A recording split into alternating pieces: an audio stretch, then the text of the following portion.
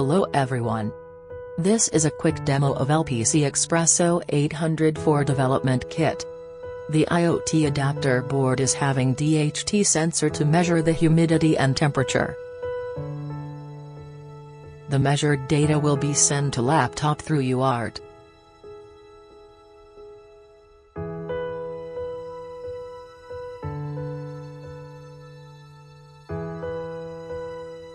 Let's power on the board now. DHT sensor gives us one-wire digital output.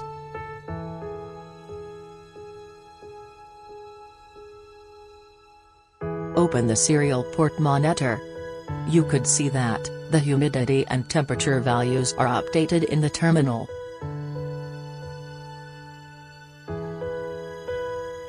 For more details, please visit NXP community page. Thank you.